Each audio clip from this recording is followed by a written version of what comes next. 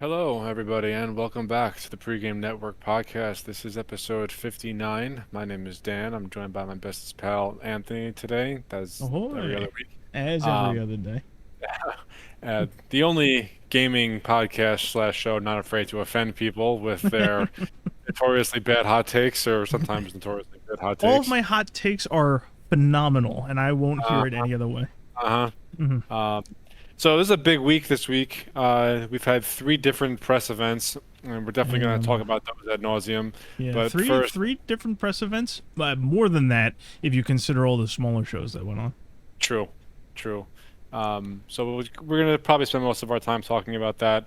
But first, as always, we're gonna talk about what we've been playing this week. hmm So you went last week, so I guess I'll go first. Go for it. Um, we've been going pretty steady on the finals Oh lately, yeah, so that's been a lot of fun. I really, yeah, really enjoy like a full stack yeah. when we can get it. So there's that. I've been playing a lot of Darktide again.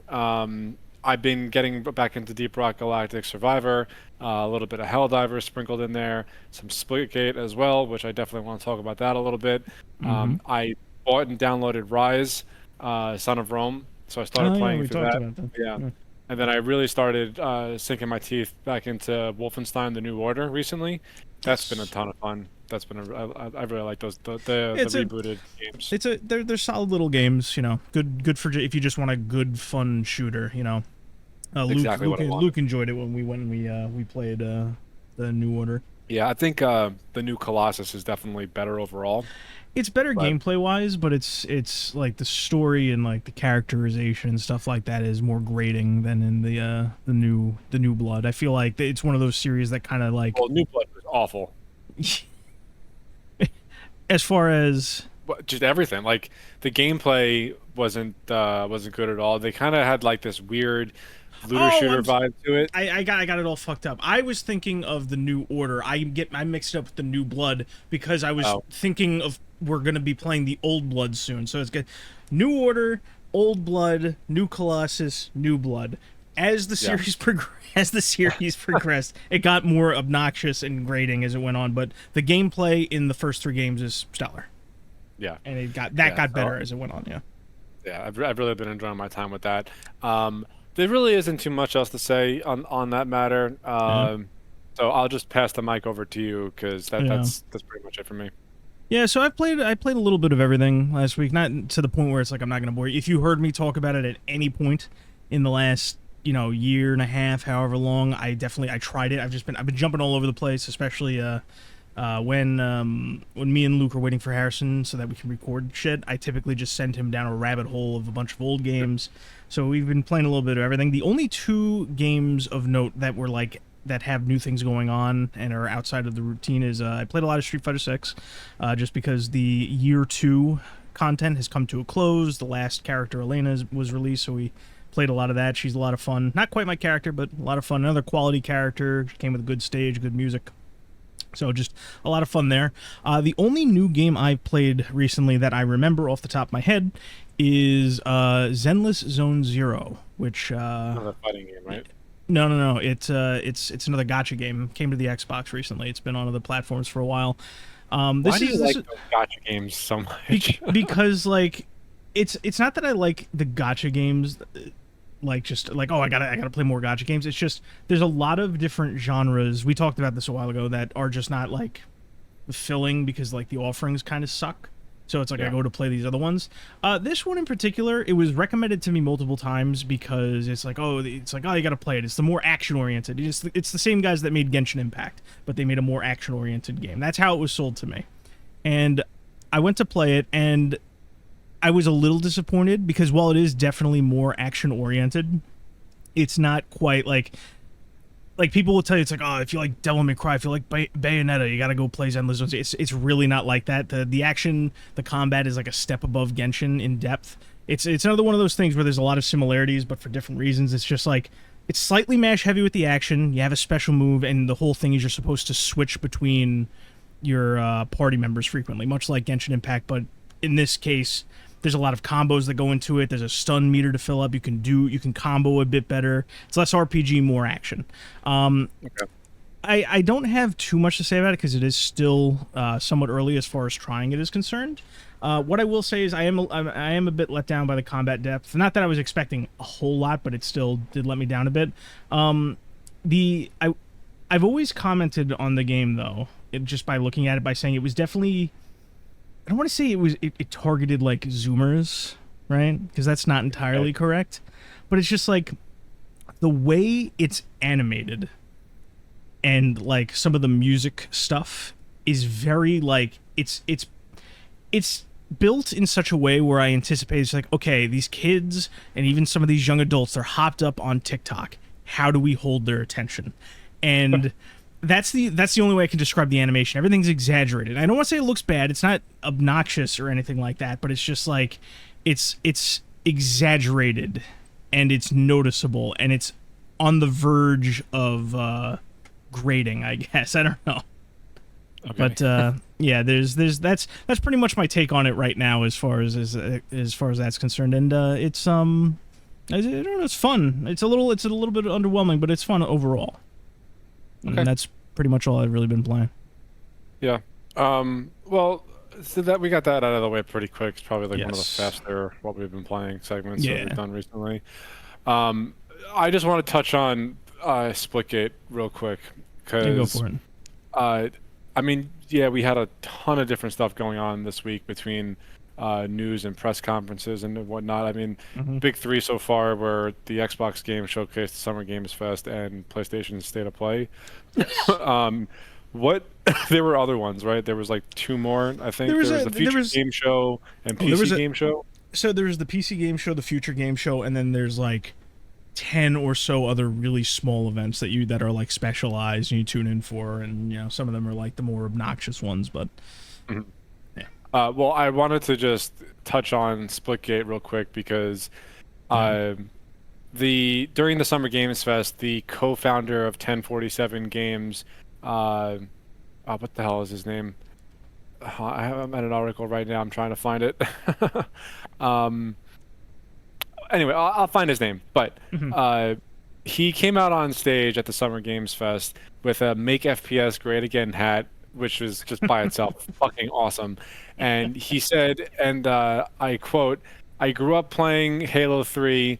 I'm tired of playing the same Call of Duty every year, and I want Titanfall 3. And then he ended that quote with saying, Splitgate 2 Battle Royale is live now, and it's fucking awesome. And he just walked off the stage. And I gotta say, that was probably the best speech/monologue I have heard from a developer, and I don't even know how long. If that guy wants to come on the show and wants to talk about FPS games with us, our arms are wide open. Now, if I can only find his goddamn name. Yeah, no, that was definitely a standout. I would say a lot of people got bent out of shape about it. I know, that's why I'm bringing it up. People are like flipping out that he came out with the Make FPS Great Again hat on, like clearly because it's Ian Prowlix, co-founder of 1047 Games. Ian, I love the speech. Come on the show. Be great for everybody. Yeah, he definitely he did rub a few people the wrong way. And I'm just like, you guys gotta relax. It's like, I'm on Kotaku right now, and he said that regarding the Make FPS Great Again hat, I'm not here to apologize. Fucking A. But people need to stop apologizing for a bunch of shit. My only thing is like, I don't want to say it made it hard to defend, because it really wasn't. I think Splitgate 2 is a fine game, but a lot of people were like twisting his words, like, oh, he's wearing a hat that says Make FPS FPS Great Again, and he announces a battle royale. I'm just like, yeah, I kind of get that, but at the same time, you got to look at the guys. Like, the Splitgate 2 just came out. He's announcing a mode for it, right? It is a mode. It's not a whole separate game, right? It's just a mode. That's how a battle. I would say battle royale is like, you got to temper your expectations with it, but that's how it should be treated. It's a mode of a game. He already has the game. He made a sequel to an already very good game.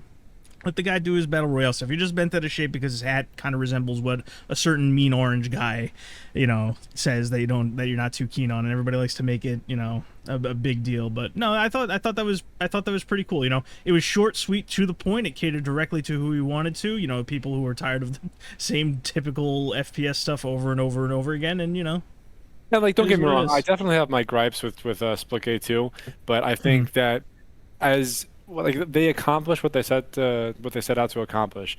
You know, Mhm. it's a straightforward arena shooter. I think it could use a little bit more customization and variation in like the weapons and whatnot. Yeah. The maps I think are fine. I mean, like the whole portal system is no one's really doing that in a shooter right now. So Mhm. that's its whole shtick, which is fine. A lot of times I find myself just running around the arenas, like not even using the portals. Mhm. Um, just because I'm so focused on racking up the kill count. But Yeah. I've been enjoying it. It's not really going to be like my main squeeze or anything, but it's a good game, Yeah. and I think that they definitely accomplished what they set out to. But I just Yeah. wanted to touch on that real quick because I didn't write it down anywhere. It was just in my memory. Mhm. Um, Yeah, but yeah, I would say that the game has come a long way since its early, announcement period, and I know that a lot of people are kind of miffed that it's more of a movement shooter compared to Splitgate one's more like grounded, almost Halo-like movement, But in a way, it's nice that the two games play a little differently. So yeah, yeah. So that's good. All right, so. We have a lot to get to this week. yes, yes, You are definitely more structured than I am, just like as a person. yeah. So So I'm so gonna hand you the reins here. Sure. So we'll just go through the three different events. We'll take a little bit of time to talk about what we liked in each, and then we'll just go through it and just talk about it a little bit, all right? Um, so first things first, the very first thing to kick off all these different announcements was the state of play from Sony, which was Right. earlier. It was pretty by the numbers. There's only so much you can expect from Sony, honestly, because as much as they like to tout that they're like a very strong, like the Sony fanboys like to say, they're very strong, they still have their first party. A lot of it isn't necessarily as like, of the announcements I really liked from them, not much of it was first party. All of it was just like surprises and out of left field stuff, right? Or stuff that I wasn't expecting. So um Didn't really do much for me. Like I don't think any of those games are really targeted towards yeah. what I'm interested in, which is Yeah, fine. But I yeah. throw that out there. There are a few things that kind of caught my eye. Nothing jumping for joy, but things that were nice in it. Like, it opened with Lumines game. Which, have you ever played the Lumines games? No.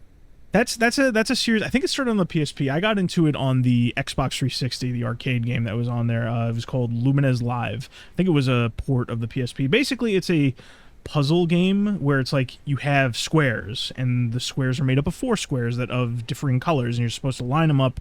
It's a puzzle game, and a bar goes across the screen, sweeping off all the colors that you match, and it is what it is. The main focus is that it always had like a soundtrack in the background, and the background of the game and the type of the squares would change to go along with the music. It was almost like a playlist game. You could look at it that way.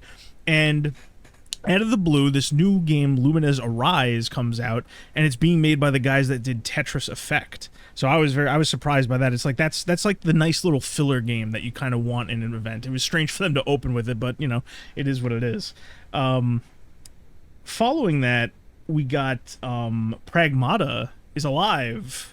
It's Uh, I was just like, I saw that's a something game. about that. Yeah, that's a game I've been waiting for a while. I thought it was like, everybody's just like, oh, it's vaporware. It's never coming out. It's a third person shooter action game by Capcom where you're like this. We still don't know too much about it, but you're basically like this astronaut looking guy. I think everybody's on the moon, and it's like there was a robot uprising, and you have to protect this like small android kid that's with you at all times, and she has powers that assist you with it. It's almost like, people were describing it, it's almost like Dead Space meets Death Stranding. I'm not entirely sure that's a good way to kind of describe it, but it's a unique Capcom title that I was waiting for. So I was glad to see that we finally. They keep poking fun about it. They say it's coming out in 2026. We promise it's real this time, because they've changed the release date like twice. So that was nice to see. It was a nice little surprise. What else we got? Silent Hill F had a good showing. It was nice to see some gameplay at first. That game looks really good. I'm very excited for that. There's a new Bloodstained game that's coming out. The Bloodstained, if you don't know, is the Castlevania guys. When they left Konami, they started making their own Kickstarter series, Bloodstained Curse of the Moon or Bloodstained Ritual of the Night, or both. They were both on the Kickstarter, and that game's getting a sequel. Everybody's Golf Hot Shots, that golf game I was talking about, that's coming out too. And then you also had some collections and remasters announced in the midst too, because like Mortal Kombat is finally getting another collection. They've been doing collections for a while as digital things on Xbox and PS3, but now they're finally doing a packaged one by Digital Eclipse is putting it together, and it's going to have behind the scenes footage. It's the first 4 games, or the first 5 games, as to say, 1, 2, 3, Ultimate 3. Or the trilogy, I can't remember which one they're packaging, and I think it's the trilogy, and then 4, and then they said and more. But the big pull is that they're actually putting like all the versions of the games too, so like Game Gear, SNES, Genesis, all that. So that was kind of nice to see. What else? Final Fantasy Tactics is getting a remake remaster kind of mix. It's probably going to be censored, so I'm not really interested. Metal Gear Solid Delta got more gameplay. Neo 3 got an announcement. That was pretty cool. Astrobot's getting more free DLC. We finally got to see the new James Bond game in action, 007 First Light.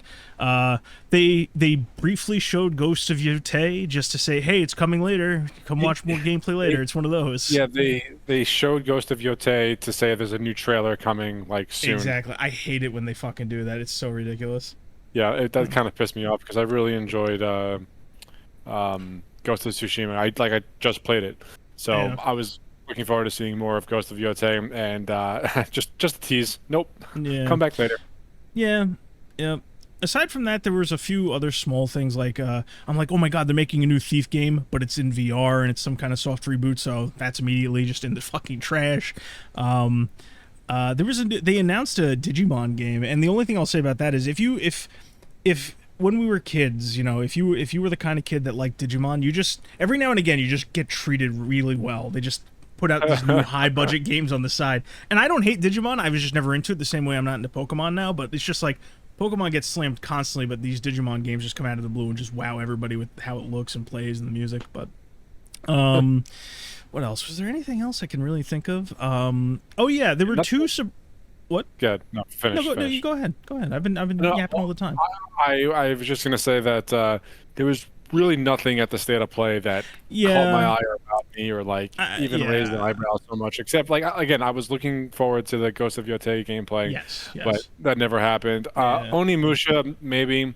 But that's right. I forget Onimusha was even at there because they've been I think Onimusha's been at like every event that we're going to talk about today. Like they showed it at least once at every event. Yeah, but beyond that, nothing.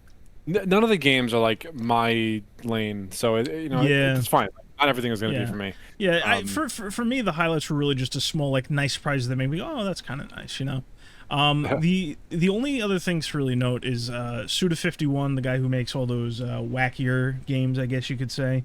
I like some of his older work. Like I like Killer 7. I liked the first No More Heroes. I liked the Silver Case and his older visual novel work.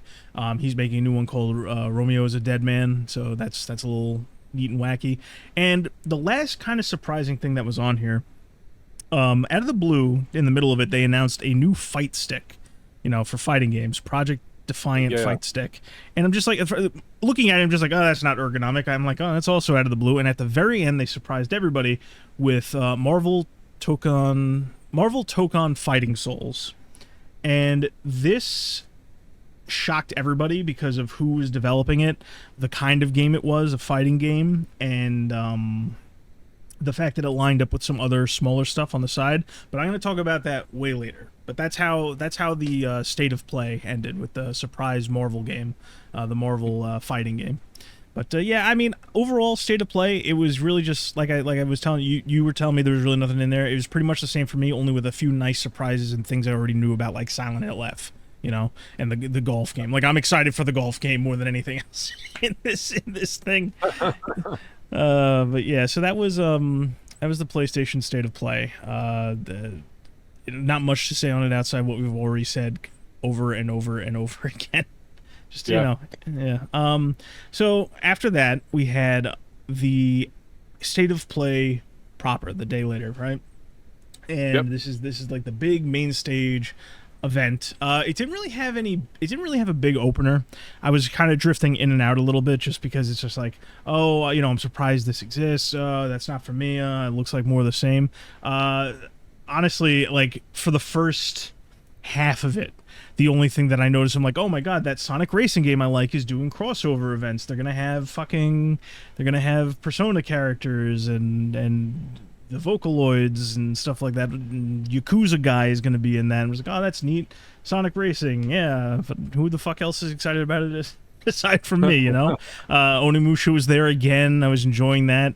Atomic Heart showed up there, Yes. and that So, kind of surprised me, because it was I like have something to say about yeah. this. Go ahead, but the only thing I'll say is, like, it shocked me because it was like two projects back to back, and it's almost like a soft reboot of what I remember from the original Atomic Heart. I only played a couple hours of Atomic Heart because I just like every other fucking time I try to pick up a new game, there's always something going on in like another game that I play avidly.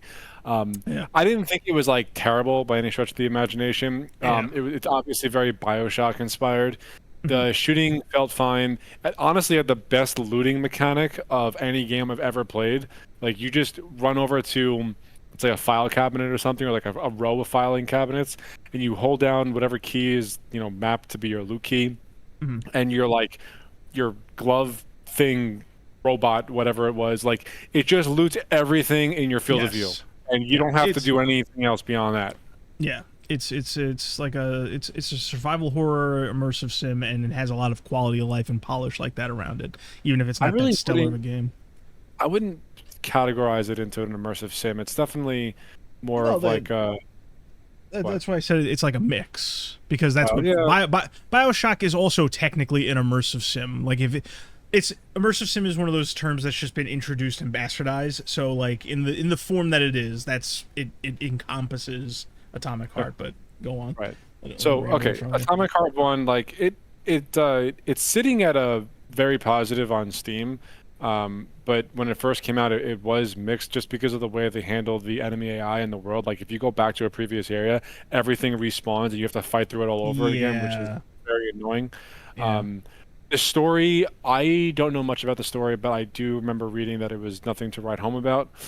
So there's that. I mean, I think the main selling point of Atomic Heart is the fact that its world is very cool looking, and the gameplay is good. I think it stands on those two legs, which is good enough for a lot of people. So that's fine. Atomic Heart 2, the way that they presented it at the Summer Games Fest was that it's like a spiritual successor to the first game. So I don't really know what that means. I didn't beat the game, so I have no idea what the story is like. Maybe they're just taking another crack at that formula and that game and universe, I guess. So I'm gonna keep my eye on it, because that's definitely my type of game. I never beat it when it was on Game Pass, and now it's not on Game. They took it off, so that kind of sucks. It's on sale, but like I have so much other shit going on as far as gaming goes that it's not even worth into it. Pick up. Yeah. So I'll wait until it goes on another deep sale to pick it up. Maybe it'll go back on Game Pass. Who knows? So I'm definitely going to keep my eye on Atomic Heart 2, just because I am very curious to see where they go with it, because it seems like they're trying to take another swing at the formula with all the feedback that they have gotten from the first game, which I can respect. Like, if they like working on this enough that they're going to go back and try it again, but just make it as the best version that it could be, okay, good on you. Let's see what happens. Now, the other project that they announced at the Summer Games Fest is a game called The Cube. Now, I mainly wanted to talk about this for one main reason. The trailer was shown, and the trailer looked cool, honestly. The whole premise of this game is that the entire game takes place on this giant floating cube in the sky, that it's kind of like a Rubik's Cube. It all rotates, and it changes for gameplay mechanics and whatnot. So that's cool. And the president or the CEO of Munfish, who is a development studio behind all these games, said that they are putting technology into this game that lets the environment change in real time, and it's all seamless, and you would never know that, like, you're being moved to a different server or whatnot. Kind of in the same way that Star Citizen marketed their server meshing system. So I'm very, very, very curious to see how that works. But the thing that piqued my interest the most is that this is supposed to be an MMO FPS. So Okay. it's in the same vein as Destiny, I think. Now, That's, hold I on. mean, that's what it sounds like. Yeah, so I it raised an eyebrow for me because to my knowledge, there is no other game on the market that is in the same genre as Destiny. Yeah, we have other looter shooters, but there's no other first-person shooter that is also a looter that is also quote unquote, massively multiplayer or shared world or however you want to categorize. And I think that one, it's extremely ambitious, but that's a good thing. And I think two, it finally introduces some form of competition to Bungie in this very niche genre, yeah, I guess niche. This genre that Bungie has had a complete monopoly on for basically Yes. 10 years. Like people have Long, tried to long break time. into it and have miserably failed. And Bungie is the only studio, and Destiny is the only game that have really stood the test of time as far as that genre and that gameplay. And now this game, The Cube, is coming out, set in the Atomic Heart universe, and they're supposed to be this MMO FPS game. I am super curious to see what that Hmm. is going to be like because that is right up my alley.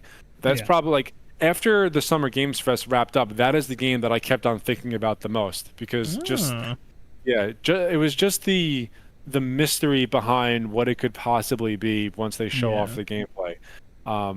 And It was like I definitely said, not as upfront as just the Atomic Heart 2 game yeah, was. Yeah. yeah. So I'm very very very curious to see where that goes because I can't stress it enough. There's no competition in that space. So if One Fish comes out with even like a decent offering of their vision of what that looks like, that forces Bungie to look at it and other studios that might be making the same thing and just to say like, hey, what can we be doing better? And it finally introduces the spirit of competition again, which has not been there for the past decade. Mhm. So I'm I'm not hyped. I'm not even excited. I'm excited to learn more. That's You're how I you're would. you're cautiously interested and excited because you have no expectations. Yeah, bingo. Yeah, there you Yeah, there you go. go. So that is my piece on the Cube slash Yeah, Atomic Heart 2. yeah. I will say, just the two of them. That was a big surprise for me, seeing the two of them, because I wasn't say I wasn't in the thought I wasn't of the mind that that IP is just dead. It wasn't well received. It's gone forever. I wasn't expecting them to be back so soon, and I wasn't expecting it Yeah, to be like a 1-2 punch of like a reboot. yeah. So good for Well, them. Atomic Heart 1 has like 4 or 3 different DLC offerings, and one of Hmm. them has an overwhelmingly positive rating on Steam. I was fucking Mm. shocked at. Hmm. So they must be doing Good for something them. right. Yeah, Yeah. good for them. Yeah. Um, but So yeah, so that was the number one thing at the Summer Games yeah. Fest that really raised my eyebrow. Yeah, it's funny. They're just like, oh, Bungie finally has a little bit of competition, and I'm just like, oh yeah, they also showed off Arc Raiders, and they gave an official release date of October 20th, Mm.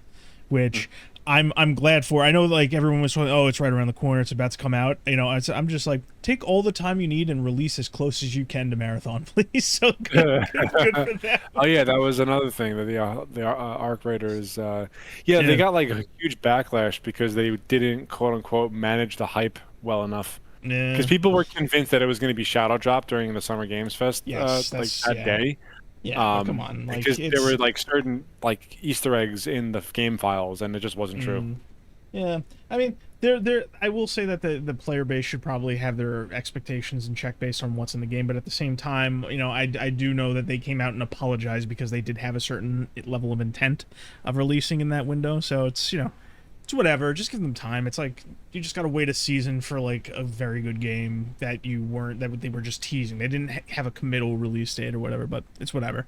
Um, but yeah, moving on. There was at that point, like the show kind of like went into. It's weird. Like these shows tend to have like little pockets where they kind of cater to specifically to anime games and gotcha games. I was like, all right, so that kind of came and went because I don't have the time for all these different gotcha games. I have a small pool that I try, whatever. There was a new Lego game at some point, which is supposed to be like more like artsy fartsy. I'm like, right, you're losing me a little bit. They're making a new Nicktoons game, which surprises me because like I don't know, like I don't know if you know much about the cartoon landscape right now, but it's all kind of shit. So to see this like Nicktoons like tie-in that's like of the same caliber that we used to get as kids on like the GameCube, where it's like, oh, we're gonna get all the Nicktoons together, we're gonna do a video game. That was strange to me, considering they don't really air those shows anymore. Whatever. They showed off the Lies of P DLC. There was a new game called Fractured Blooms, which I think it's supposed to be like a subversion on like the farming simulator subgenre. It's like Right.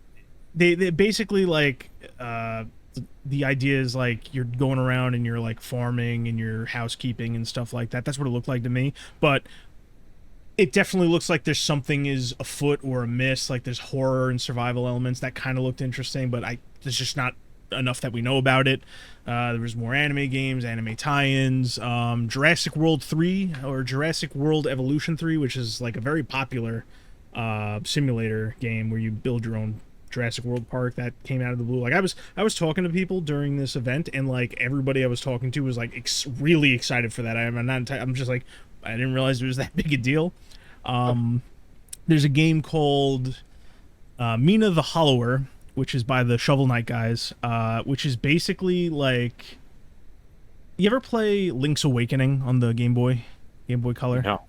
Damn, I thought I knew somebody that did. But anyway, it's like that. It's like an old school Zelda game, basically, but the more active one, which is like there was a not Link's Awakening. I'm sorry, I'm fucking retarded.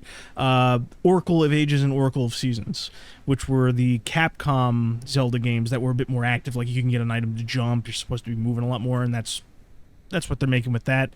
And then this was kind of the part of the show where I tuned out a bit. Because like immediately after they showed Deadpool VR. Yeah. And the reason I was VR, I just checked out. VR would have been enough to hear me check out, but then I heard Deadpool speak. They got rid of Nolan North for a guy that sounds like Ryan Reynolds. And the first joke he dropped was about capitalism. Is it Neil Patrick Harris? Yeah. Yeah. Wow. I know he wanted to do Spider-Man, and he got a chance to do that at some point. I didn't realize he was doing Deadpool, but yeah, as soon like Deadpool's making quips about capitalism and fascism, I'm just like, ugh. Just like like the air was immediately out of me, and it's like they were perfect about that because I think they showed Mixtape after that, which is literally just like quirky. Do you remember the '80s? You know, like, and I like that was announced last year, and I thought it was obnoxious. This one is even more obnoxious. He's like, oh, you know, the pigs are here. They're talking about the cops, and it's just like, fucking stop with the '80s. Stop with this Life is Strange bullshit. Just stop. And then like I glazed over, and I was just unconscious for a bit, and then all of a sudden, out of the blue, Jeff he's like, I was waiting for the sequel for a long time. I'm like, Jeff, what were you waiting for? And they announced Scott Pilgrim EX, and I was immediately like, holy shit, they're actually making a sequel to the fucking Scott Pilgrim beat 'em up game that came out while I was in high school. I'm just like, holy, I think they got the same guy to do the art. They got the same band to come in and do the music. It looks like just another fun beat 'em up, and I'm like, oh, okay, good, I'm awake now because this looks fucking awesome. So that was cool, just getting that out of the blue, that kind of game. And immediately they just started back to back with a bunch of crazy shit. They showed a First Ascendant season or expansion called Breakthrough. Mind's Eye got a trailer, and it still looks cool. That game is primed to fail for some reason, but I still think Mind's Eye looks pretty cool. I'm willing to give it a shot. Like, I'm never just gonna write a game off. No, I'm not talking like you are. I'm just like, everybody seems convinced this game is going to bomb tremendously, and I couldn't tell you why. It looks like it deserves like at least some kind of following, but anyway, the 007 guy showed back up to say like, oh, you know, we're publishing the 007 game, but now you can go play Hitman, and they added a Casino Royale thing to Hitman where you can go and, you know, I thought that was pretty cool. This was funny to me. Something came out. It's called what the fuck is it called? I must have missed it. No, never mind. I'm thinking of something different. Never mind. Forget I said anything. Some time passed. We got there was a horror. No. I was thinking of something different. There was a survival horror game called Ill, that got Yeah, that announced. actually looked kind of interesting to me. And it looked fucking disgusting, It but is so. I channeled look. enough of fear that like I was interested. Yeah. So interestingly, I still think it looks good. I think it looks like a lot of fun. But I look at it a little differently because I remember, like 5 years ago, I saw the concept trailer of that, and it was grittier, grosser, and scarier. And now it's like they are kind of leaning a bit more Prettier to and grosser than that. yeah, it was because from the earliest concept they wanted to do blood, dismemberment, and I still think that they're doing it rather well. I just think that their original pitch concept trailer looked better for all that. That's my take on it. Yeah. So that came and went. Mecha Break is coming out on July 1st. Like pilot customization is free and it just looks fun. There's only so much we can say about Mecha Break. Every time it gets talked about at these events, we just go, "Oh, that looks really good. It looks really fun." You know? Yeah, I played. I did play the demo Oh yeah. for during a I forgot what event it was. It was a couple months ago. Mhm. Um, it was fine. It did feel a lot like Armored Core, but there was just so my biggest complaint with that game was that there was so much happening on the screen. I genuinely at times had no fucking clue what was going on. Like I Yeah. didn't know what I was supposed to do. I didn't know where to go. I had no clue what was happening. This screen clutter was way too much. So I put it down. Yeah, but I'm still very excited to play that game because I think it I mean, looks I'll like it'll give it be a fun. shot again. Yeah. And I even my desktop like was having trouble running it. So if anything, I'll play it on Xbox Yeah. Yeah, because so of the screen the clutter. there you go. And then a little shortly after that, I got the one thing I was expecting. I'm just like, oh, they did it last year. They're probably going to do it this year. And they announced the year 3 content for Street Fighter 6, and they did so in they wrangled Kenny Omega in to do this, and he like played as the character. That's who 'Cause he that did. was. Yeah, that was Kenny Omega. He kind of Huh. looks a little. He looks like shit because he was dealing with some kind of disease, and I think he's just kind of coming out of it, and he's getting back into things again. You know. But yeah, he did some stuff like that for Street Fighter 5. So I'm like, oh, I kind of had an inkling that it was this kind of stuff. I don't have much to say about it, especially to you, because you don't know no, the reason I say that is because the Especially to you, characters. scum. Do you know who Ingrid is? Do you know who Alex is? Do you know who C Viper? Do you have any idea who any of these fucking characters are? No. So you No. shut your mouth. The only comment I have to say about it right now is I am disappointed that again they're doing a 4-character year instead of 6. But I'm going to talk about that later because there's announcements that involve fighting games that I'm going to talk about later. The rest of it kind of came and went. There was a Wu-Tang action RPG. I am actually interested in that. I'm a big Wu-Tang fan. I just like hip hop overall. I think it looks like a fun little game. I'm definitely gonna I'm try it not. when it comes out, especially since there's gonna be original music in it. So I'm not judging anybody for it. You like what you like. I just it. My only comment is it goes way right over my head. I never Right, it's knew not or your gave a thing. fuck about. I never knew or gave Yeah. a fuck. So this does nothing. But it is. I can appreciate the novelty. You have a fucking blast. Why don't you?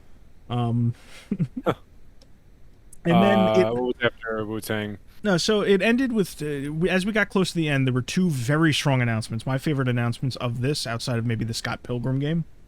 Okay. We got Stranger Than Heaven. Did you see the trailer for it? I watched it. I definitely forgot it already because it's not my type Oh of my game. god!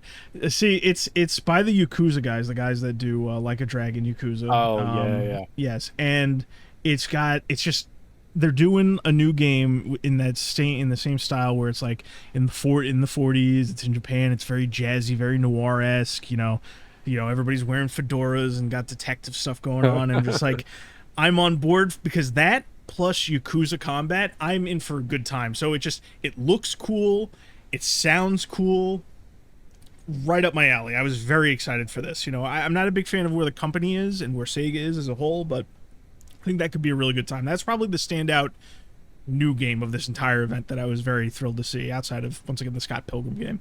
And then it ended with Resident Evil 9 Yep. Requiem. That's what I was waiting for you to talk about. Yeah, so I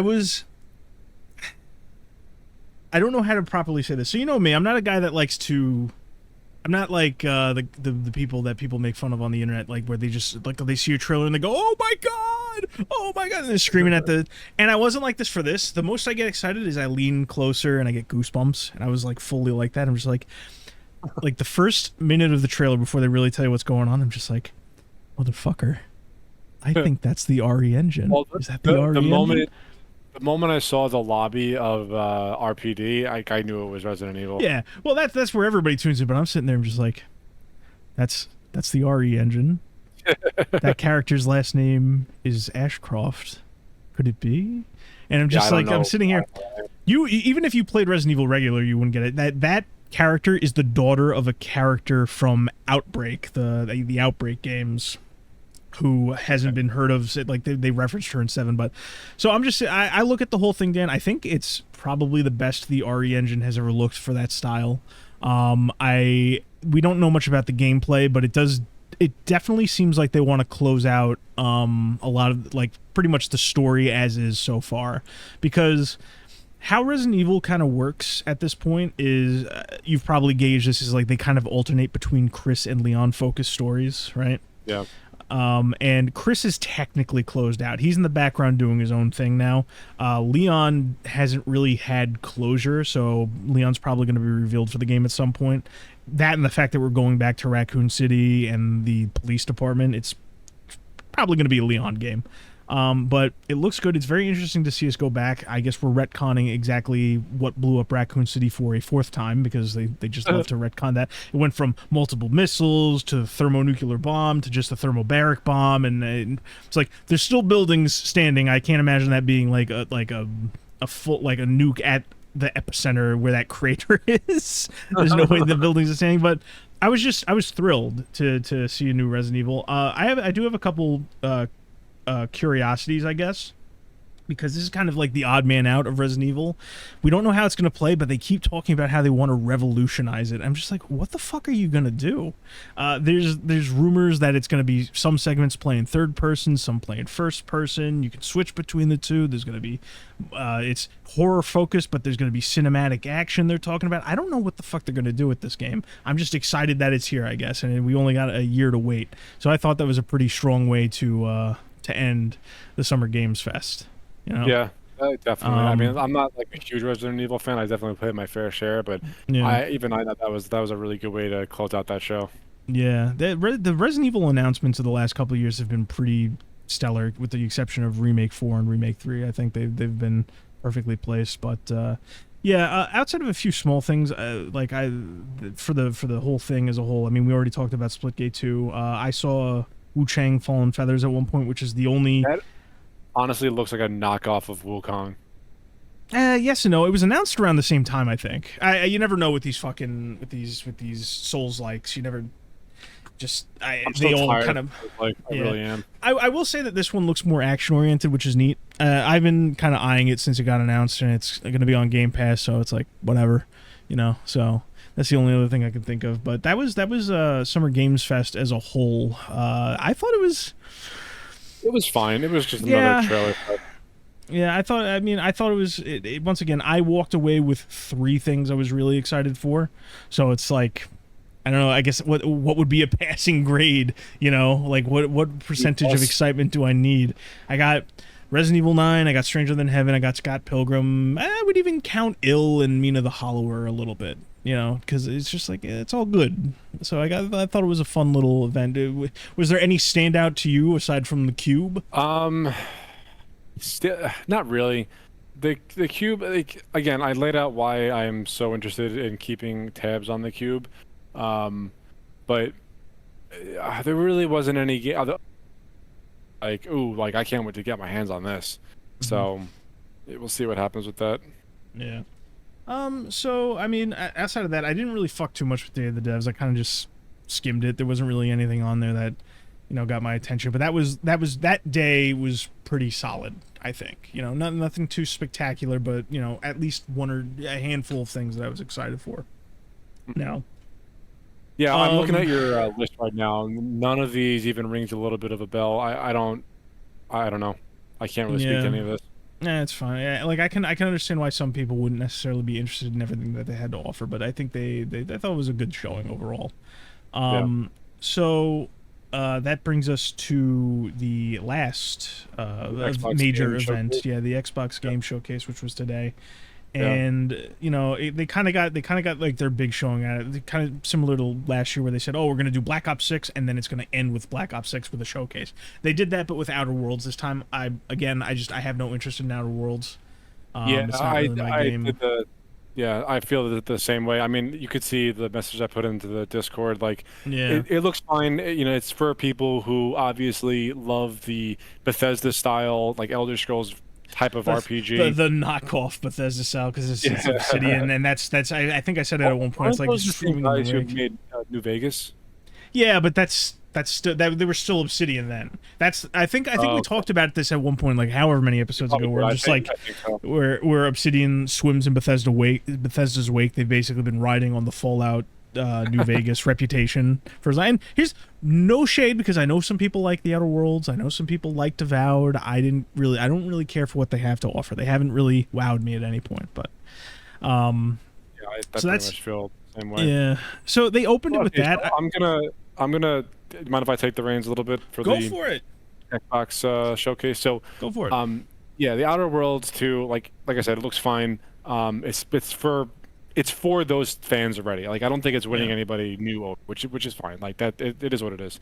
The second thing that I put was that they're really pushing Play Anywhere, and I put that second because like I was making my notes in the order that I was being shown the trailers and the games, and I put really pushing Play Anywhere because at the end of at the beginning, the intro of the showcase, they like Play Anywhere was on the screen. At the end Yes. of the Outer Worlds 2, Play Anywhere was again on screen. I didn't know this at the time, but like at the end of every single trailer, that title card was there at the end of every trailer.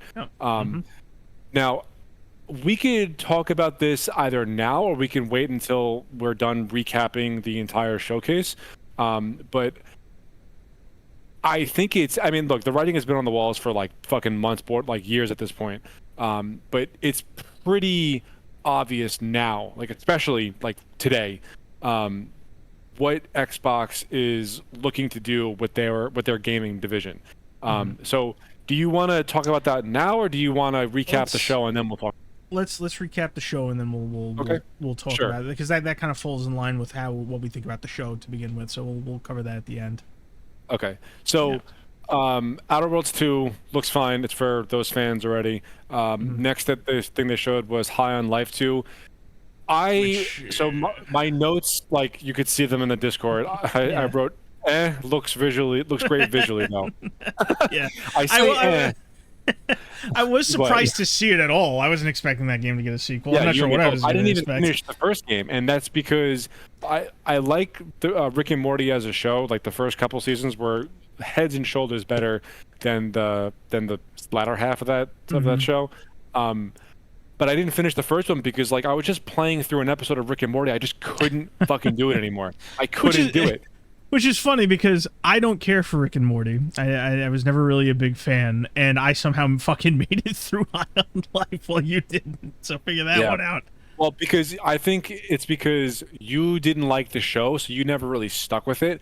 I've watched every episode of Rick and Morty because I really enjoy the show. I think when it's funny, it's really funny. So I'm already like pretty primed to that type of humor. But when I'm playing through it and I'm in control, it's a different thing. I don't think it really translates the same way into a game than it does a show. So will I play it when it hits Game Pass? Probably. Will I finish it? Who the fuck knows? But it does it does look like really good visually. I do like the art style. I like the visual presentation. So I think it looks really, really good to the eye. I just got annoyed like a little bit more than halfway into High on Life, and I remember putting it down, and I just never went back to it. So maybe I'll download it again on my laptop and finish it finally. But it just you can only take so much of that type of comedy, I think. Yeah. At least for me. So that was High on Life 2. Next up, they showed Resonance, A Plague Tale Legacy, and I am actually pretty interested in this one because I played Mm, through all of A Plague Tale, like the really? first game. Yeah, I I'm actually really enjoyed it. surprised. I thought it was a really good story. It was a very I don't want to use the term walking simulator because it wasn't. It was much more heavily focused on stealth, but the Mhm. story itself was very very good. It was kind of a smaller story, and it was really all about the relationship between this sister and her younger brother. They're trying to escape during the bubonic plague in uh, what God, medieval London, I guess. Or maybe Okay. it's been a long time. I forgot the actual setting of the game, but Okay. the game had all what to do with rats. The game, it kind of jumped the shark a little bit just because of Mm. how it ended, and I could talk about it if you want, but it went from like pretty grounded in realism to like essentially supernatural. Okay. And while I didn't love that shift in tone, I still really liked the story overall. So Okay. I played a little bit of A Plague Tale Requiem, which was the sequel, but I never finished it. Go figure. Mhm. I really got to go back to all these games I just don't finish. But I'm assuming Resonance, A Plague Tale Legacy has something to do with the first two games, because why would they name it that?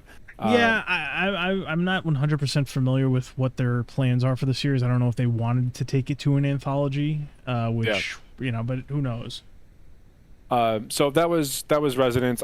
I'm gonna keep my eye on it. I mean, we both subscribe to Game Pass, so I'll Yeah. play it when it comes out. I'll see what it's all Yeah. about. Next thing on the list was the fucking bomb that they dropped on this conference. I mean, probably the Yes. worst kept secret in the industry, but Yeah, we've been talking uh, about it on and off for like the last year and a half about like yeah, last year and a half rumors hasn't. about it. Yeah, What? hasn't an Xbox handheld been It's rumored for been like rumored 15 years, 20 It's been years? rumored forever. People have been talking about it. It's just the kind of thing that rolls out of control because it's a mixture of rumors, industry insiders, and people just positing whether or not it would be a good idea. Yeah. Yeah. So, okay, I have some stuff to say about the Xbox handheld. Hmm. Um, and none of it is overtly negative, but I am a little hesitant. So, Yeah. number one, I like the form factor. I think Hmm. they essentially took an Xbox controller and they split it in two, and they put a big a 7-inch screen in the center of it. Yeah. The specs themselves are pretty impressive. Like they're more than enough to get the job done. I think they're slightly more powerful than the Steam Deck. The screen is 7 inches. It's full 1080p. It's 120 hertz refresh rate, so that's great. I don't think it's OLED, which is a miss in my opinion. Okay. But maybe they'll come up with another model. Um, Now the form factor itself, I think that the Xbox Elite Series 2 controller is the best controller that has ever been produced in video Okay. games. And some people would fight me on that, but It's that's up my there. opinion. It's up there for Yeah. sure because like the Um, both Xbox controls, the Xbox One series, like from there onward, and the Xbox 360 are in the top three easily. So just an elite version of that. right. Well, no, I'm specifically talking about the Elite Series 2 controller. I think it is Yeah. the perfect. Yeah. So, um, the grips being essentially a split in half Xbox controller, like big thumbs up. That's a W. Yeah. Why would they do anything different? Yeah. Um, Now, did you happen to notice how thick it was? Oh, it's pretty thick. Yeah. Okay. So I have an opinion on this also. Yeah. Every company out there that is making any kind of like handheld or mobile device is obsessed with getting the device as thin as humanly possible, and that's fine. That's what they want to do. They could fit the technology into that package. Cool. Like technology is incredible what we can do today. Oh, of course. I am of the opinion that I will take something that is like 3 times the size of my phone if I can Mhm. get 3 times the performance out of it. Oh yeah, And of I course. think that is what they went for here. Like this, Yeah. this thing looks like it's fucking solid. Um, Yes. yeah, and I watched the behind the scenes video after they had the game showcase, and you could see Mhm. like the guts of it and how they were building it. Mhm. There's two pretty decently sized fans in there. There's the AMD. It's an AMD Ryzen Zen 2, I think, mobile chip. Okay. So it's a really powerful CPU in there. I don't know what, it's probably an SoC for the graphics, but they said that every game that they showed in that showcase will be able to run Yes. Yes. It's gonna run on on this there. handheld. And they partnered with Asus, which I think is a massive fucking That's W. probably the best partner they could have chosen outside of just doing Yeah. it in house. Yeah. So I am not going, like, I'm not talking about this for the purpose of gushing about it, because I've always owned an Xbox in, like, throughout my entire gaming career. I've always owned an Xbox over a PlayStation. My my whole outlook on this was, I always bought an Xbox for every game that would come out on Xbox, and also to play with my friends, because that's where all my friends always played their games, was always Yes. Xbox.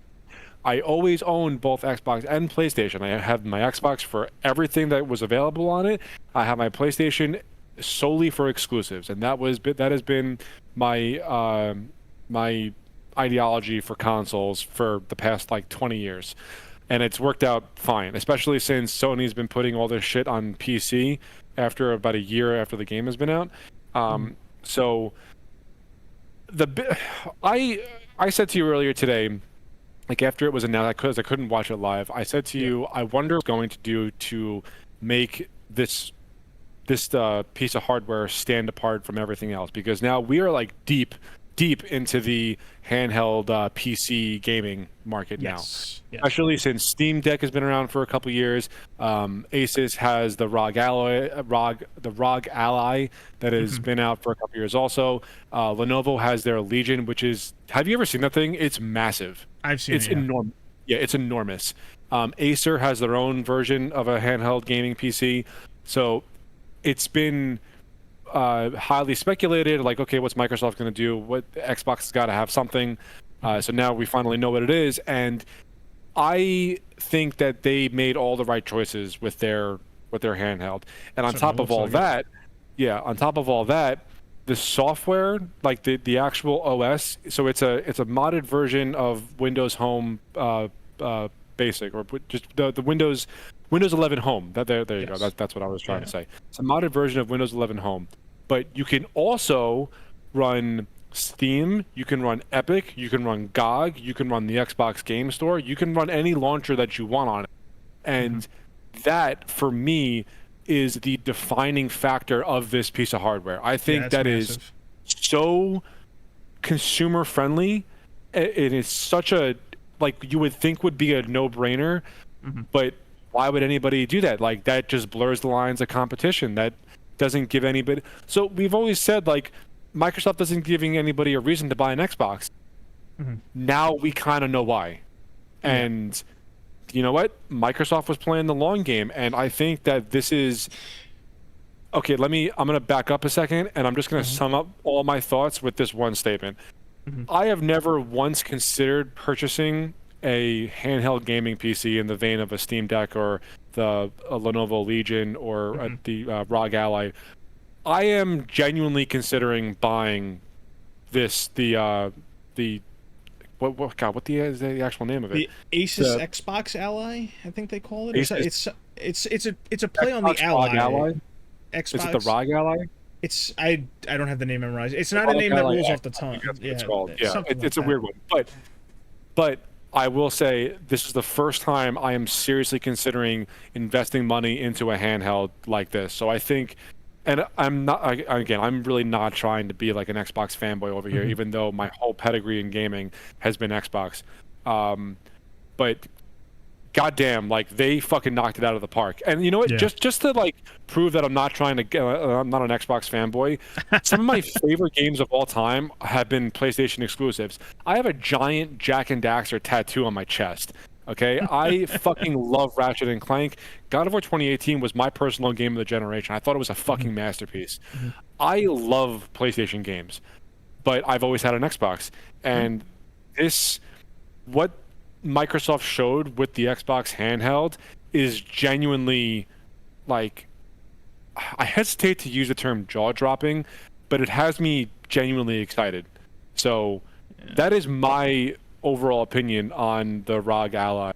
And it comes in two versions. You have like a 16 gig 16 gig RAM and a 24 gig, and then like a 500 gig storage capacity versus 1 TB. And then I think there's one other differentiating factor, but it's escaping me right now. But Mhm. now that I've gushed for like 10 minutes about this, and I really did not mean to gush, but like the more No, I it's fine. talked It's about it, just the more kind no, of it's set in, and good. like I'm Yeah. I really do feel like I'm being objective here, No, yeah. and I don't mind the size of it. I would have liked if the screen was a little bit bigger. I think maybe like 9 inches would have been perfect for me personally. Mhm. Uh, but I think it's a net W. I think it's a Yeah. great offering. So I think it you was a no very strong doubt, one. yeah. Do you have anything else to add to that? Because I I just went mean, on for way my longer than I my anticipated. yeah, my only comment on it is I have a lot of similar impressions as far as whether or not they did well with this overall. I think it's a very solid looking product. I will say that I'm personally still not in that market. I was curious to see where you are because you're definitely more in that market than I am for like a portable machine that like holds Yeah, up like that. And yeah. I gotta, yeah, and your impression didn't disappoint. I would say that if I was more on the go, if I had more of a reason to, it like when they were showing the feature sets and the hardware and showing just all the different launchers on the screen and running and telling me, oh, every game's gonna play on it. And, mileage will vary on that, but I digress. I was like, man, if there was a machine I was gonna grab, it would be this one because Yeah. it looks to be exactly what it needs to be. Actually, did they announce a price? I don't know. You keep talking. I'm gonna Google it. Yeah, but that's the only thing I'm curious about, and it's something that I was curious for a while, is whether or not Xbox, backwards compatible Xbox titles will eventually be available on that. I'm not sure if they confirmed that or not. I will say that since the Xbox ROG Ally, whatever it's called, got announced, people have been reporting that their PC launcher for Xbox has been showing like 360 games on it, and they think that it might be leading to something eventually. So we'll see what happens with that. Okay. Yeah. Oh, that was it. Yeah, that's my only comment. Like I said, I have less to say about Okay. it outside All right. because you nailed most of it. What I was gonna say. Yeah. Yeah. I mean, look, that I didn't even like write any of that stuff down. That was all off the top from what I remember seeing. Um, there, I, yeah. Okay. So they haven't announced pricing yet. Okay. Apparently, it's coming soon via Xbox Wire. I would So look at like what an Asus ROG costs, and then like add that's a 150 to great point, 200 on top of actually. it. Yeah. That Asus would be my ROG. guess. Well, I'm very curious. I'm gonna find out like right now. Yeah, I'll Okay. take the reins and just skim Yeah. through some stuff while you're doing it. So There it were starts at 450. So 450. So it's like I said, the original price of the ROG Ally is 650. okay, They so I'd cut say like it, 700 which ish. is yeah. They cut the price for what I could only assume would be because they are now partnering with Microsoft. Mm, But yeah, okay. So I mean, look, it's probably going to be like $600. yeah, about. Yeah. We'll see what All right. happens. Well, I mean, I'm going in order of how they presented everything. So now Yeah, that that's we fine. got like the big one out of the way, Okay. the next thing they showed was Blood of the Dawnwalker, or I think it was just called Blood of Dawnwalker. The Blood of the name was Dawn weird. Walkers, Like it yeah. was grammatically incorrect. Yeah, I think this is the second time I've seen it shown. It Yeah. strikes me it's just like Namco's take on The Witcher. That's what it comes off as to me with whatever this company they have developing it. That's what it looks like. Mm. The Witcher Yeah, but with wasn't vampires. right. That's yeah the same. I mean, okay. I didn't. That's not a negative. That's just my take on it.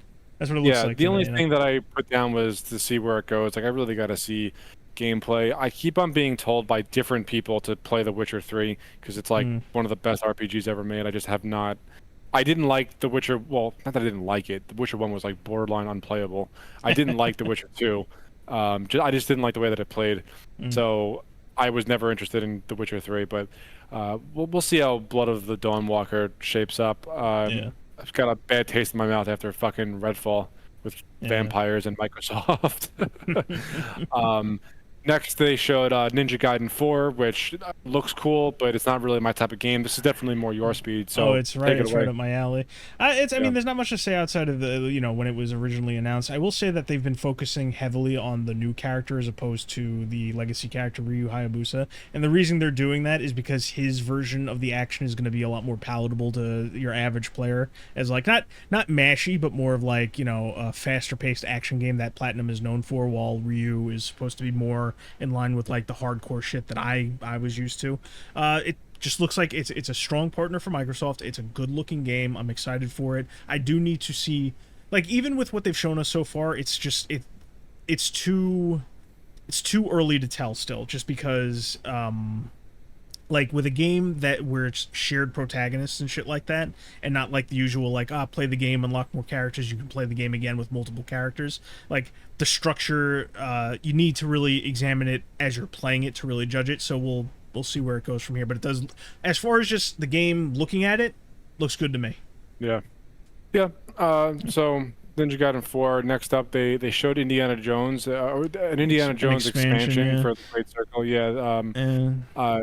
I have such a passing interest in this game. Like, I don't know when I'll ever get to it, to be honest, because it seems like more of like a detective style game, and that's just not really my speed. Yeah, there's more exploration and puzzle solving. Like I played 10 hours of it, and like you know me, I can play those games, it's fine with me, but it's just like I couldn't get through it. It didn't really wow me. It might be something that like the Slack has picked up if you're like a huge fan of Indiana Jones, where I'm like, I don't hate it, I don't love it, you know. So well, it did well enough critically that I guess they decided to do an expansion. Apparently the game is like super stable, like it's very well optimized, which is a nice thing to hear in today's day and age. It's developed by Machine Games, who have nothing but like pretty good hits under their belt, with the exception of Youngblood. Was Youngblood even done by Machine Games? That's a good question. I don't remember. I feel like it wasn't, because it was such a piece of shit. Beast of Reincarnation, all I put was it's a game that did not resonate with me at all. Well, what I'll say, the only two things of note for me was that it's an action game that's not a Souls-like. Huge plus for me. Love that. And it was, curiously, it's being made by Game Freak. I wasn't expecting that. Game Freak is the Pokemon. They're the main Pokemon guys. They have been the main developer for Pokemon since Pokemon was a thing. I was very surprised to see their logo pop up in an Xbox showcase. Huh. All right, then. Yeah, it looks like I'm sure some hardcore Pokemon fans are very upset because of like the quality difference between like the latest Pokemon games and this, but I don't know. It looked interesting to me. Action game that's not a Souls-like and high quality, not ugly game. I don't know. Maybe I'll try it. I don't remember if it was on the Game Pass list or not. So we'll see what happens. Next game they showed off was called Clockwork Revolution. Now this game actually probably had me the most interested out of anything that they showed. It's like it's like a weird time-bending adventure. Kind of looks a little Bioshocky, but the thing that sold me the most was like the style. Like, I like the steampunk style. Yeah, you know, it's not an ugly game. That's one of the nicest things I can say about it. It's stylized but not ugly, which I'm glad we're seeing more of. You know, because that was a rut the industry's been stuck in for like 10 years. And the only thing I have to say, there's two things really, is like that trailer went on for way too fucking long. They go on for a while, didn't they? It went for a long fucking time, but it went on for longer than it. Like, it went on for long enough that I feel like it might have done damage to the game. Yeah, like to the IP. It felt because like. Do you see my note? My note there. Bad performance. Because I saw frame drops in the trailer. Yeah. Like just it playing in real time. I was watching frame drops. Even though I was like pretty interested in the game itself, I was seeing this bad performance. I was like, oh, like that doesn't look great. It was like 3 trailers in one. It felt like, because it's like they have the opening premise, and then they're like, oh, you can make your character, and then they show lengthy conversations with your character and other people to show that it's got RPG elements. They didn't talk about the time control angle at all until like 2/3 into the fucking trailer. So I'm just like, oh, you're stacking all this stuff on. It's basically British steampunk Fallout Bioshock. That's what it looked like to me. That's basically what it looked like to me. So we'll see how good it. I mean, I have a passing interest, but again, that trailer, it's just like a bad trailer can actually miff you on the first impression. You know, it felt like they wanted to do a showcase. The common denominator with this Xbox showcase is that everything that we've seen is coming to Game Pass. So like, we already pay for it. There's a few things that aren't. There's a few things Really? on that list that aren't. I had my eye glued to the bottom left for certain things just to see if I needed to pay, and there are a handful of things that aren't on it. A good chunk are, but some things aren't. Yeah, but I mean, that's why like even if something has a bad showing, and I wouldn't even call Clockwork Revolution a bad showing. It definitely had It dragged a content in the little. That's trailer. all. Yeah. It dragged a little. Um, I'm willing to forgive that because I don't have to fucking pay for it. So that's definitely a big plus for me. Yeah. So I mean that was Clockwork Revolution, definitely the most original IP in my opinion in this showcase that I saw. So we'll see where it I'm goes. inclined to agree with that. Yeah. Yeah. Um, Grounded 2, another project by Obsidian. I tried to get into Grounded 1, couldn't do it. It was the whole survival aspect Yeah. of the genre. I can't do that shit. Grounded struck me as like a survival crafting game, which makes me surprised there's like a story follow up in a sequel. Like Yeah. it's not the genre I was expecting. Yeah. So I mean, it's another game. Like that game has its audience. It'll have its players. After that, they showed off Chronos, which is the new game by Bloober Team. I know you have your opinions on that studio. Yeah. It's But it's very funny. Dead Spacey. Yes, and it's funny to me that like you may have noticed there's a few moments in the trailer where they kind of awkwardly hang on mundane gameplay, and they kind of Yeah. did that during the announcement a while ago. The reason they do that is because Bloober Team is known for just cranking out games that don't really have gameplay. So a lot of this is the first game they're doing that's like really active in their shooting elements and stuff like that. Everything else they've ever done aside from Silent Hill 2 remake is psychological walking stuff. So this is like their first major release that's going to feature Psychological walking. Sounds like the worst session of cardio ever. Not much to So say on that was Chronos. I mean, a lot of these trailers they don't really show much. It's just like, yeah, we're working on this. It's going to come out on this date. You know. Yeah, it just kind of all blur Right. together at a certain point. Yeah. Elder Scrolls Online is getting another expansion. I literally Yes. wrote, I'm surprised people still play this. Let's just get this out of the way because also if there was a Fallout 76 thing. I've got to say, yeah. I've been getting more and more upset that Bethesda's showcase appearances at all these events is literally just them showing up to show that they're still supporting Elder Scrolls Online and Fallout 76. Like I'm sure there's a dedicated audience just plugging away at it, but like goddamn, like this is all you got nowadays. Like come the fuck on. I almost convinced myself that because Xbox now owns Bethesda, and you know they are working on building out this giant portfolio of first-party games, I was almost and look, I'm not an Elder Scrolls fan by any stretch of the imagination. In fact, I really don't like those games. I really would have thought they would have showed off the Elder Scrolls 6, right? Yeah, That's they what the said. new I one- mean, yeah, it's 6. They said it a while ago. They said we announced this game way too early. Yeah. So, I mean, whatever. I have no interest in that game anyway. But as a fan of the industry and just like a gamer to my core, I'm still interested in seeing it. You know. Yeah, because like there are certain companies and franchises that even if you're not interested, you're just like, oh yeah, wow, it's like a pillar kind of experience where it's just like you expect to see it and you expect to see it doing well. You know. Yeah. Sticking with Bethesda, I mean, you just mentioned Fallout 76.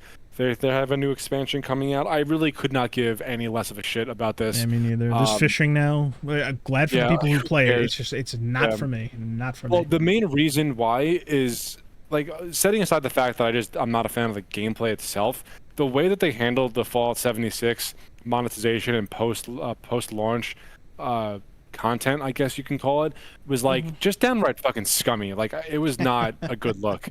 So when they announced an expansion for Fallout 76, I just don't care. Like you've already lost me. Like I would have tried it if it wasn't so scummy, but just because it is, like I have no interest in trying it. So that is what it is. After Elder Scrolls, they showed off a new game called Aphelion. It's made in conjunction with the European Space Union, European Space Group, something like that. but Yeah. it looks very Interstellar inspired, like the movie, the Christopher Nolan movie Interstellar, which is happens to be one of my favorite movies ever. Hmm. So that game is definitely on my radar. Like if it's a space exploration game that um I don't think there's going to be any combat in it. That didn't really look like that, but Mm. I'm willing to give it a shot just off of the vibes that I got from it. Mm. Um, I think you're gonna be so if you're approaching it with like, I liked Interstellar, so this will be. I think you're setting yourself up for disappointment. maybe. Not saying it could be really. It didn't wow me, but I'm not really in the market for that kind of game. Yeah. There was a lot of moments where I'm just like, yeah, this looks like a government, not government funded, but like you got money for the government. Like there's a lot of games like that nowadays where people just get money from the government, and that's After that, we had There Are No Ghosts at the Grand. It just looked odd. Um, It's interesting in the fact that it's like it's how we always talk about games that are subversive versions of certain genres. This is like the subversion on like a house flipper or a power wash sim, because it looks like it's going to be all about cleaning and restoring like a town and the hotel that you're in, but you're really there to like some kind of heist. You're here to steal some shit. And like it's heavily implied that everybody's like part of like some kind of cult, or they're brainwashed and they'll kill you if they catch you. So I don't know, it's certainly more interesting that it like as the trailer went on, it looked more interesting, but it's still just I don't know if that's really something I'm into. yeah, that doesn't look like my type of game. That's why I just wrote odd. But it's Yeah. just they have to cater to all the different people who have an Xbox, I guess. So it is what it is. Next up, we got a look at the new Age of Mythology expansion. Was it Heavenly Yes. Spear? I think it was called. Something like that. Heavenly Yeah. Sphere. Look, looks cool. Whenever we play Yeah. Age of Mythology or Age of Empires, it's always a good time. So Yeah. I'm looking forward to that one. It's actually funny. I didn't know what it was at first, and like there's certain elements of like, is this Age of Mythology? I was gonna make a joke because like when she leans down to pick up the spear, I'm just like, it reminds me of Arcantos from Age of Mythology picking up the trident, and then I'm like, Literally that. son of a bitch, it's literally that. I'm just like, okay, that's cool, because here's the thing, I love Age of Mythology, I love Age of Empires, and I will say, if you haven't, you should definitely sit down and play the campaign mode to Age of Mythology. The story content in Age of Mythology is leagues beyond Age of Empires, in my opinion. And it's actually Oh, really? it feels like a campaign that you're playing through. Like, don't get me wrong, Age of Empires is really cool. Like, you're kind of playing interpretations of historical battles. But I think Age of Mythology's formula definitely is better built for campaign structures, like traditional campaign structures, and that's what it offers. So I definitely recommend giving it a shot one of these days. Yep. But yeah, new free Let's DLC see. or the DLC coming. Yeah. Yeah. After that, they showed a new IP called Mudang Two Hearts. Now, this looked interesting to me just because of they actually showed some semblance of gameplay / Gameplay, combat. Yeah, it looks like very much my type of game, but I have no idea what this is. Like, I have no fucking clue what this is supposed to be. It looks like there might be a cultural divide here. Based on everything it looked like it's some kind of like not civil disobedience, but it's just like it looks like there's some form of like the story is like built around like government forces and martial law and lockdowns and civilians and shit like that. But who knows? We'll see for certain exactly what's going on with that. Is it a single player game? Is there multiplayer in it? I mean, It looks like I don't know single what's player going on here. because it looks like they showed two different characters, like the law enforcement guy, military, whatever he is, and some random citizen chick. Active. Yeah, those two, and I'm just like, cut the middleman out. Just put the two of them together or something. We'll see what happens. But it looked like a very grounded shooter, which I'm always a big fan of. It's not loose, cover based, and it's not floaty or anything. It looks like a heavy shooter. It's almost like what a third person Resident Evil would look like if it was built to be just a third person military shooter. That's what it reminded me of. It felt like that to me. So we'll see what happens. Oh, that's fair. Yeah. Let's see. After that, that was after Mudang. It was the Fallout 76 expansion. We just talked about that. Fuck that. Yeah. Tony Hawk Pro Skater 3 and 4. Yes. That's coming out soon. Look, all I wrote next to it was thumbs up. It looks great. So I'm excited to try it. there's three things that I will say. One, I'm still very disappointed that career mode isn't going to be packaged into that because it was with the original games.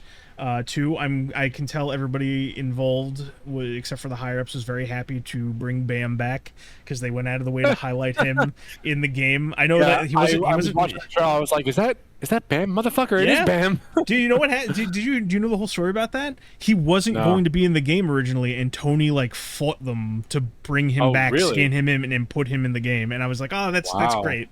That's great because Cool. he's had a rough enough life. Let's not cut him from remakes of these games. Yeah, he's had a rough go of it recently. Yeah, it was nice to see him. I was disappointed because I'm like, this game's coming to Game Pass, right? 1+2 is not on the Game Pass. I was kind of hoping that they were going to use this as a moment to say, and 1+2 now on Game Pass. Instead, there's a demo out for 3+4, but you can only get it if you pre-order the game. So, whatever. Still looks fun to play. It's just it's a bit more it's a bit lacking compared to 1+2. But it's multiplayer, right? I think so. I think it is. Yeah, we should definitely play that one day. Yeah. After Tony Hawk, we got the new Sea of Thieves expansion. Yeah, whatever. If you're into that game, yeah, that's great. My only comment is like, is there any gameplay in this game yet? But it's actually just. We tried it once, like a couple of years ago, and it's got fun boat mechanics and like nothing else going for it. That's really it. I will say the only and this is a funny thing. I think we missed it when we were talking about the state of play. Sony announced like a Sea of Thieves like game, but with like actual gameplay and gameplay content. And I just said to myself when I was watching that air, I'm just like, so Xbox went multi-platform, and almost immediately after, within the year, Sony is announcing their own Sea of Thieves like game that's just better. Like, what the fuck are you doing? Yeah. So that's a thing that is happening. They showed off Invincible Versus, which is a fighting game set in the Invincible universe. I was stunned when that got announced because I'm like, oh, an Invincible game? Okay, that makes sense. Was it some alternate world thing? Did you catch during like the world premiere title card came up and it was like world fucking premiere and it bleeped out? Yes, like, that was not the game I was expecting them to pair that with. Me neither. But it's just like, here's the thing. I did read the Invincible comics. I don't love it, but I read it. I watched the first season. I didn't read the comics. The show. It's whatever, and it's another one of those shows that kind of just gets worse as it goes along. But I was sitting there enough to go like, well, this is with like the characters are interacting weird, and it's like this interaction never happens. What's it going to be? And then motherfucker, it was a tag fighting game. Was not expecting that. I will have more to say on that later. Okay. And then I skipped over a couple things just because they were smaller games that really wasn't even a blip on my radar. No offense to them, it just wasn't. There were a few. I'll mention one after you're done going with this. All right. The last thing that I wrote down was they're bringing Final Fantasy VII to Xbox. Was it already on Xbox? No. So most of the Final Fantasies are on Xbox at this point, like the Pixel remasters, the remasters of 7, 8, 9, and 10. But the remake games were not. So the first game in the remake trilogy is going to be coming in the winter. It'll be on. It's the complete version called Intergrade, which is like an expanded version. Now, let me ask you a question. Yes. Do you think that I would get anything out of that? It's tough. I don't know. Maybe not. Just because the problem is, without spoiling anything, 7 Remake is best experienced if you've experienced the original 7 to a certain degree. Just because there's elements in there you'd only appreciate to that degree. It's like a soft reboot sequel remake kind of game. It's strange. I can't really go into detail on it. However, you would probably get something out of Final Fantasy 16, which was also announced next to remake and came out today on the Xbox. That's the MMO? No, that's 14. 16 is the new one. Is like the new one, and it's like it's Western inspired. It's like they took Game of Thrones as an inspiration. It's a bit more grounded in the fantasy aspects. I haven't played it yet just because of the fact that it's been exclusive, and I wasn't gonna download it on my computer where it doesn't work. So it's like, we'll see what happens if I finally get a chance to play it. You'd get more out of 16 of the 2 games that were announced today. Now that's where your list ends. There are two things I want to mention before we move on and just talk about, the events and everything else, right? Okay. One is they also announced a remake for Persona 4. The Persona 4 Revival, they're calling it. And first and foremost, considering the game is based around television shows, I'm a little miffed that they didn't call it Rerun or Rewind. Big miss, guys. I get it, revival, TV show revival. I get it, that works too. Big miss. They didn't show much because it's very early in development. It's going to be coming to Game Pass because Xbox has this deal with Atlas and Sega.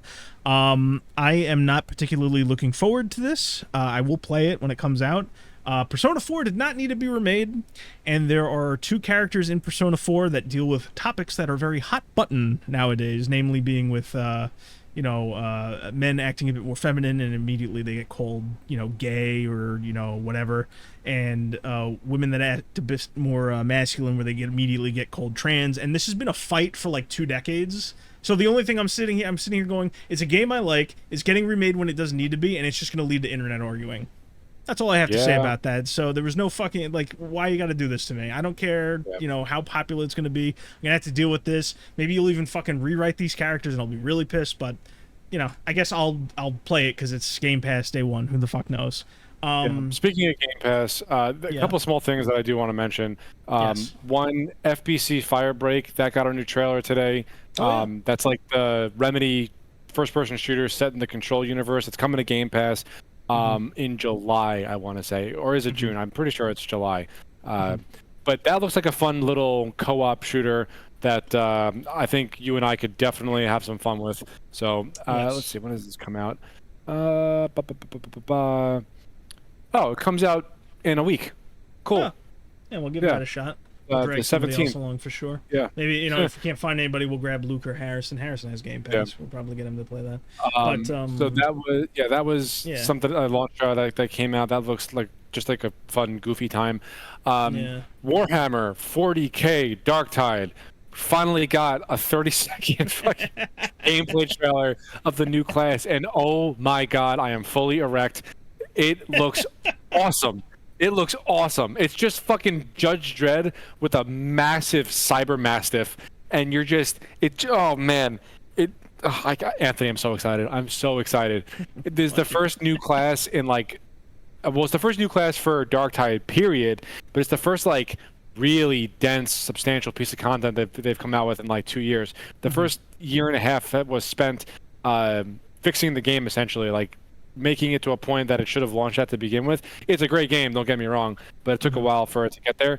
But the Arbites class looks fucking great, and I can't wait to play with nothing but a full squad of Arbites for the first couple months after the game is out, after the class is out.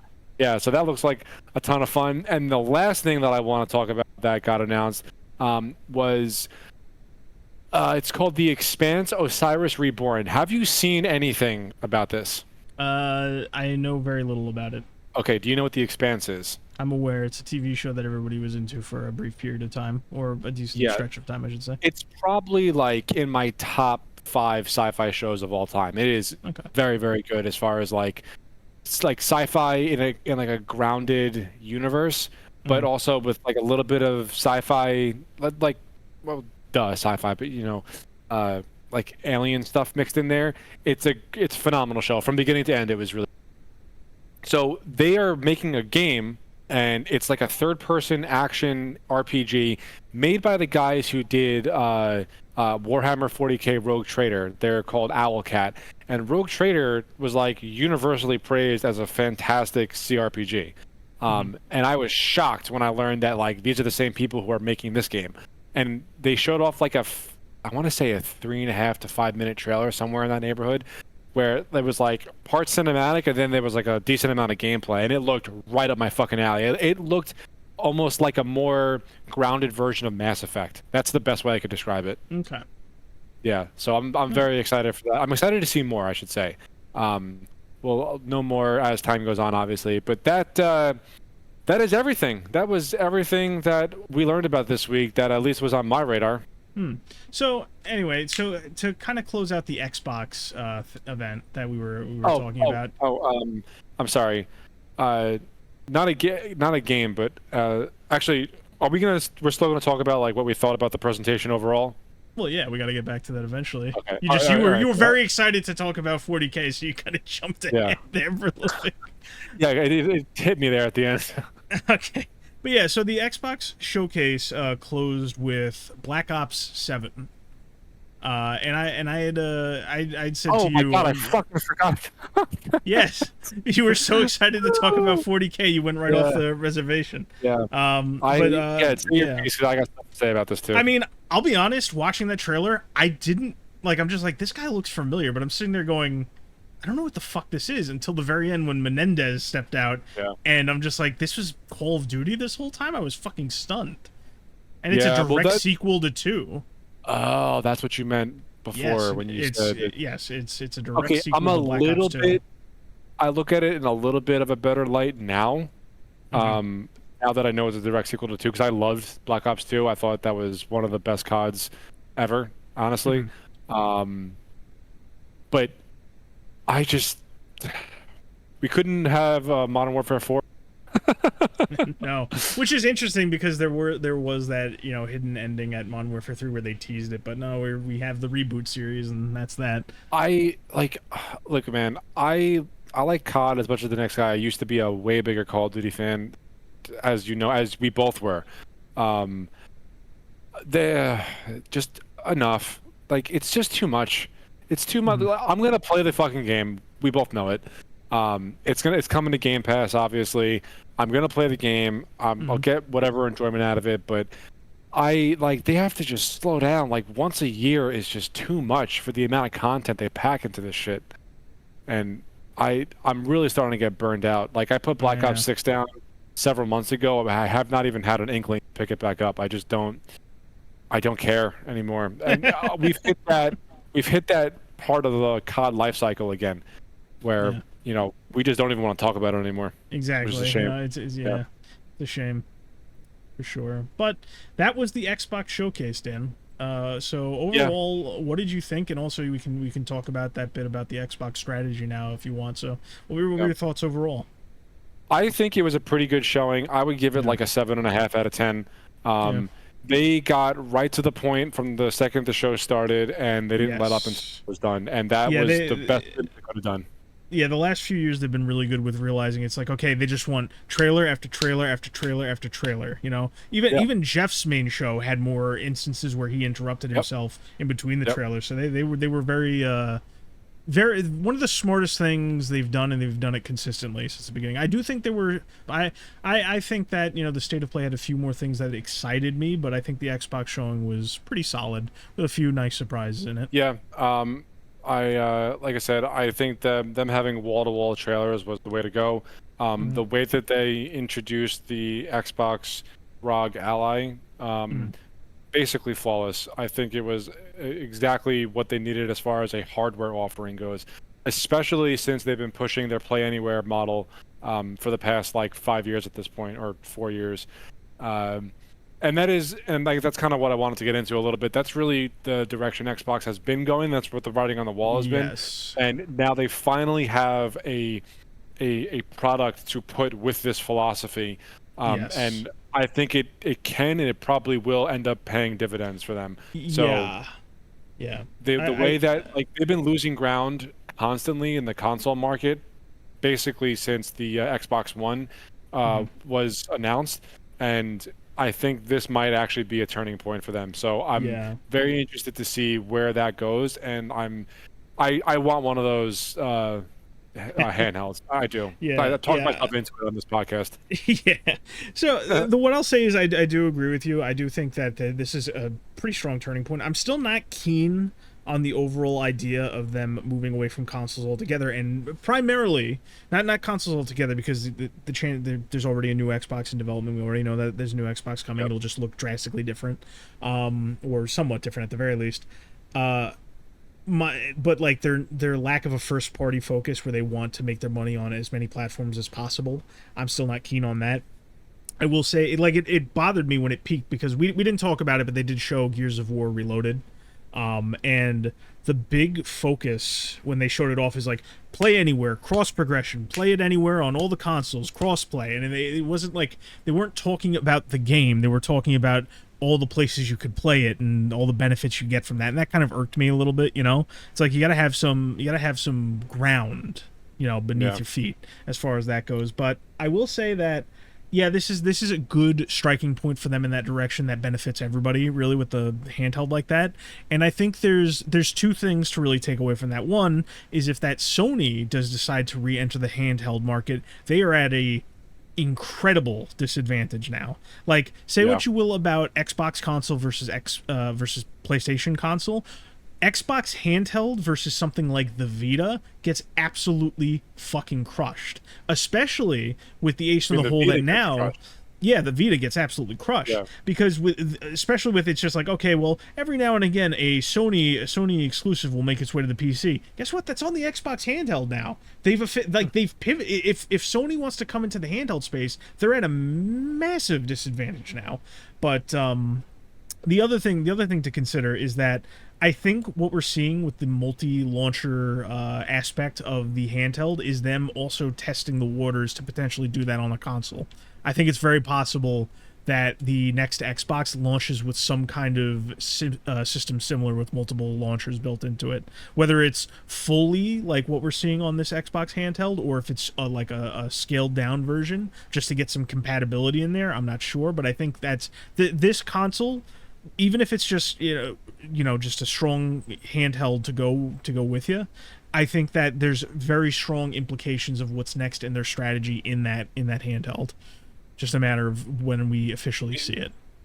Just the fact that I can have Steam and the Xbox libraries on the same device is such a tremendous value for me in particular because I Mhm. have a huge library on Yeah. both of those platforms. Mhm. Like that by itself is basically worth the price of admission, Yeah, in my that's opinion. that's that's massive. That's Yeah, massive. and I have a shared Steam library, so I have hundreds of games that most of which I haven't even gotten to yet.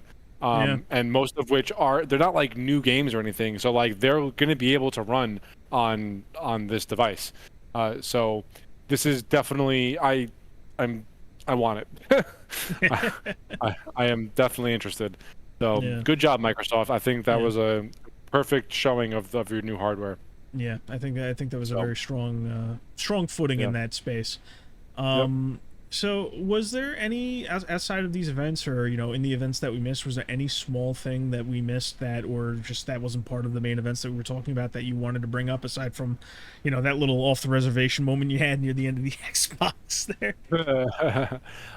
The only thing that I found this week that was worth talking about was the fact that Tencent has acquired 15.75% of Arrowhead, which I thought was an interesting development. Uh, Yeah. so, So the last kind of thing I'll say is just like with all the different events going on, obviously there's still a lot of bullshit out there, but there was it's we're getting to the point where there are us out, with the main events, outside the main events, there are a ton of like small things that I'm definitely forgetting or that I missed or just wouldn't be yeah, in a place, and that's good in itself. We're not past all the bullshit yet, but things are looking up. Like there was a handful, like we're getting to the point where people are really aping on the PlayStation 1 style for like newer low poly games. Like there's a shit ton of like Resident Evil, Silent Hill inspired survival horror games. I saw about like four Pokemon like games, and I mean like some of the games are the same formula one to one, just with different graphics and perspectives, while others are more like Pow World, which is ballsy considering what Pow World is dealing with right now. Good for them, I guess. There's a ton of like smaller games that caught my eye. Like there's Neon Inferno, a really cool looking side scrolling shooter with nice pixel art and good music. There's like a combat racing game called Airframe Ultra. There's a game called Little Nemo, which is like a cutesy little explorative 2D platformer. There was an updated version of this old school niche RPG that inspired a ton of shit called Off, and it's getting like a remaster with quality of life, new music. There's a fucking movement shooter base builder game called Waifu Tactical Shooter, which What the fuck? which has movement that gives Splitgate 2 and Titanfall a run for its money, and it's got Are you base serious? building, life sim elements. It's What is this called? WTF, Waifu Tactical Shooter, or Waifu Tactical something. Waifu It's Tactical WTF. Force. Force, that's what it's called. I keep saying shooter because it is a first person shooter, but it's like all these different, there's so many games that we didn't get to, and like while most of it is bullshit, there's a surprising amount of like small things to go out and find this year, which is nice. I love that, honestly. Yeah, I think yeah, that is it's one of the greatest redemptions of like, yeah, the game that's a industry. step in the right direction. Don't get me wrong. There's still a lot of bullshit to get through. There's still a lot of forces in the industry that need to go. But like it's like what we said at the end of last year. It's like there's a light at the end of the tunnel, and there's going to be good things along the way. So overall, while it's not perfect, while wasn't blowing my socks off constantly, I thought this was a good little series of events. That is, you know. So, oh my god, the jiggle physics, this game. oh my goodness, you need to. I think it's less mature to acknowledge them and joke about them. Just be like me and just sit back and play the fucking games. You know me. I want more shooters. I need two types of shooters. All right, I need more cover-based or just third-person shooter games, and I need more shooters where you can just play as cute anime girls. I need those two, and I'm finally getting some. You son of a bitch! Don't take this from me with your prude fucking. Ooh, what are you playing over there? Prude. Oh, stop! I want you said bury you, Daniel. Oh, you need to relax. I mean, it looks like a fun time. Yeah, but I gotta see what that wall running is all about. Definitely big movement shooter. Yeah, but my point is there are a ton of games. I'm sure we'll probably see some things, and we'll have some stuff to talk about next week, just from the spread of things that we probably missed. But overall, this week was an ocean of shit. Yeah, it was and not all of it was just dreary and dreadful. What a refreshing. Imagine that. Yeah, so hopefully it stays the course. Oh man. Well. Yeah, that's really about it. I mean, if you stuck around for an hour and 41 minutes into this, then thank you. This was a good episode. I had fun with this one. Oh yeah, a lot of fun. But we'll be back next week to talk about all the shit that we might have missed and new other stuff. Yeah, in this week in gaming. I'm definitely gonna have stuff to talk about with fighting games, because there's a lot of stuff that like happened this week that with the announcements, there's a lot of implications that I'll save for next week. The implication. Well, yep, that does it for us. So thank you for tuning in to episode 59 of the Pregame Network podcast, and we will see everybody next week. All right. Bye. Bye.